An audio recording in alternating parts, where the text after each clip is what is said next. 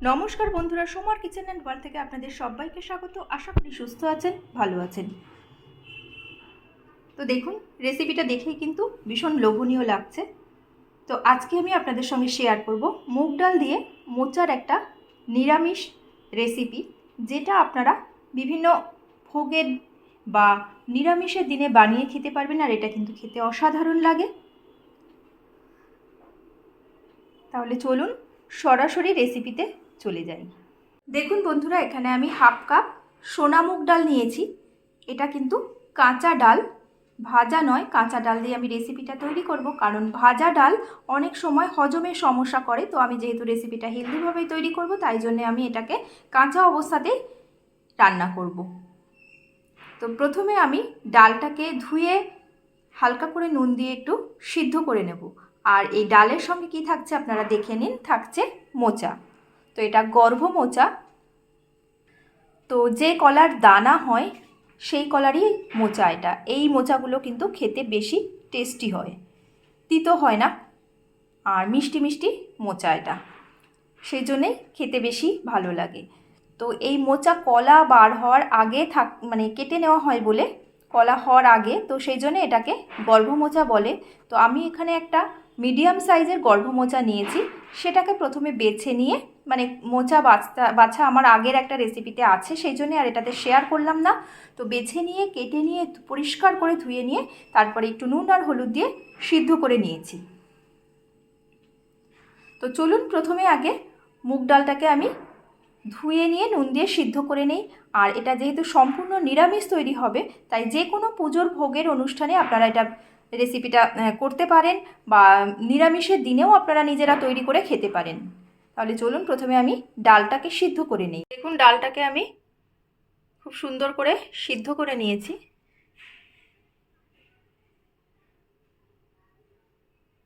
আর এখানে মোচাটাকেও আমি হাতের সাহায্যে স্ম্যাশ করে নিয়েছি।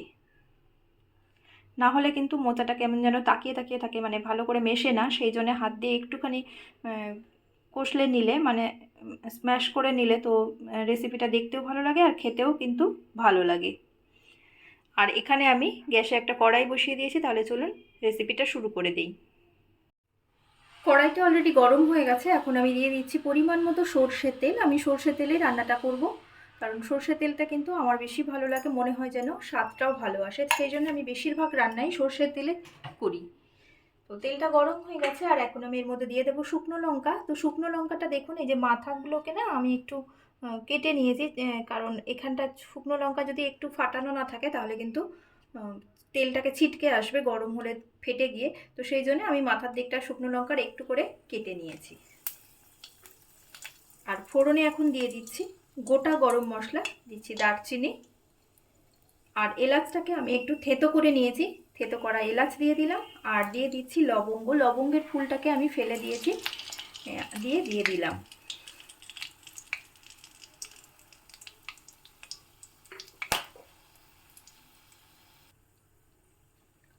ফোড়নটাকে একটু এপিট ওপিট নেড়ে বেশ ভালো করে ভেজে নেব, কারণ ফোড়ন থেকে যখন গন্ধ বেরোতে শুরু করবে সুন্দর, তখন এই ফোড়নটা ভাজা কমপ্লিট হয়ে যাবে।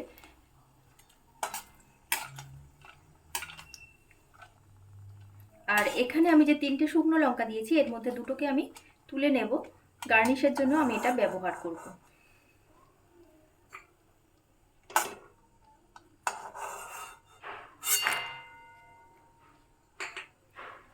তুলে নিলাম, আর একটা লঙ্কা এখানে রইল। এখন আমি দিয়ে দিচ্ছি এর মধ্যে নুন।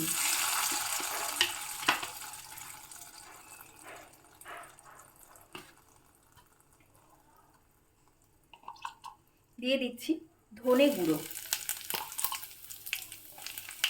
দিয়ে দিচ্ছি জিরে গুঁড়ো, আর দিয়ে দিচ্ছি আদা বাটা।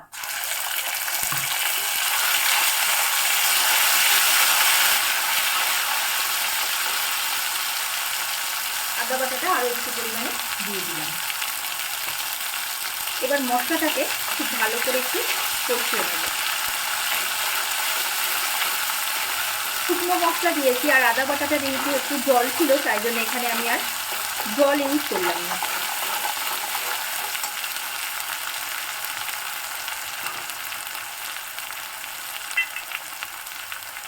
দিয়ে দিলাম সামান্য একটু চিনি। মশলা কষানোর সময় চিনি দিলে স্বাদটাও যেমন ভালো হয়, কালারটাও কিন্তু খুব সুন্দর আসে। দিয়ে দিলাম অল্প একটু লঙ্কা গুঁড়ো।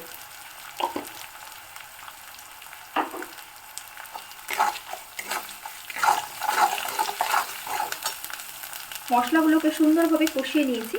এখন আমি দিয়ে দেবো এর মধ্যে সিদ্ধ করে রাখা মোচাটাকে।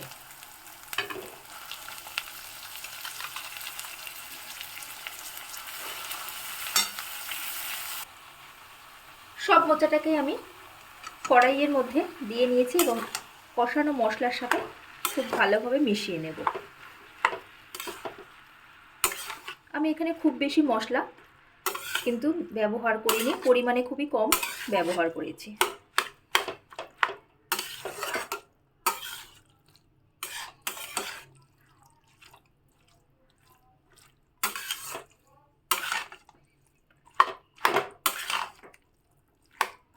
মশলার সাথে খুবই ভালো করে মিশিয়ে নিলাম। এই সময় গ্যাসের ফ্লেমটা কিন্তু মিডিয়ামে রাখতে হবে।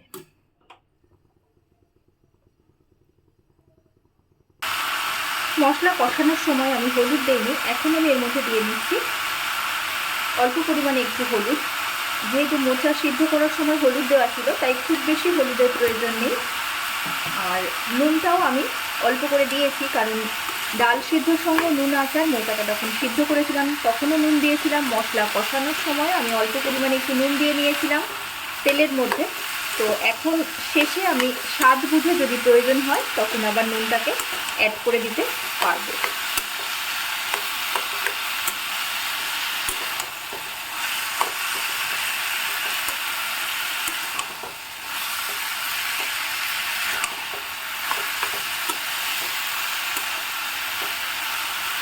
মোচাটাকে একটু ভালো করে কষিয়ে নেব মশলার সঙ্গে।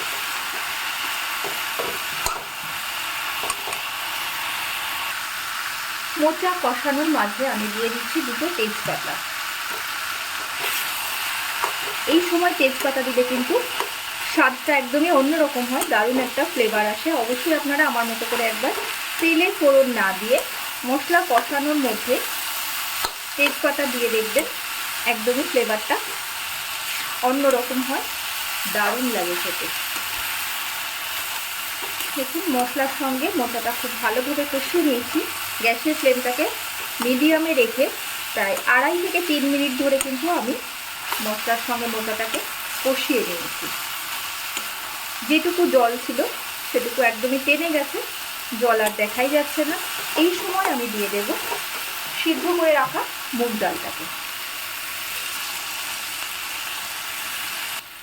আর দিয়ে দিচ্ছি মুগ ডালের বাটি ধোয়া জলটা।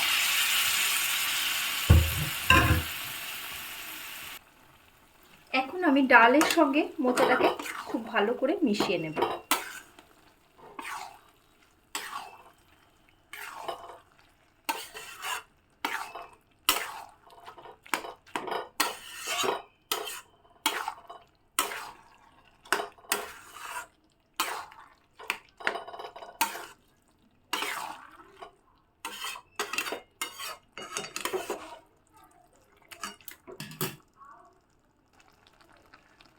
ডালটা দেওয়ার পর এখানে আমি দিয়ে দিচ্ছি 5টা আস্ত কাঁচা লঙ্কা। এটাকে আমি চিড়ে দেব না, যদি ঝালের প্রয়োজন হয় খাওয়ার সময় এটাকে মেখে নিয়ে খাওয়া যাবে। যেহেতু মোচা ডাল দুটোই সিদ্ধ করা আছে, তো এখন ঢাকার প্রয়োজন নেই। খোলা অবস্থাতেই আমি গ্যাসের ফ্লেমটাকে মিডিয়ামে রেখে রান্না করব, আর মাঝে মাঝে নিচ থেকে নেড়ে দেব। যেহেতু ডাল দেওয়া আছে নিচে কিন্তু লেগে যাওয়ার প্রবণতাটা বেশি থাকবে, তাই অবশ্যই দেওয়ার পরে আপনারা মাঝে মাঝে নাড়তে থাকবেন। খোলা অবস্থায় আমি আরও 2 মিনিট এটাকে রান্না করে নিয়েছি, আর মাঝে মধ্যে কিন্তু নিচ থেকে নেড়ে দিয়েছি।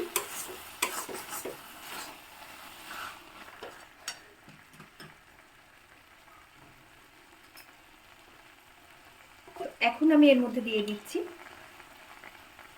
ঘি। ঘি দিলে নিরামিষ রান্নার টেস্টটা একটু ভালো হয়, তো সেই জন্য আমি এখানে ঘি দিয়ে নিলাম।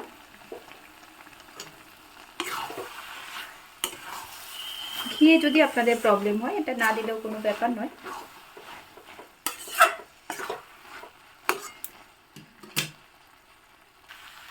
সব শেষে দিয়ে দিচ্ছি হোমমেড একটু গরম মশলার গুঁড়ো, একদমই কম পরিমাণে দেব। এই যে দেখুন একদমই কম পরিমাণে একটু গরম মশলার গুঁড়ো আমি দিয়ে নিলাম।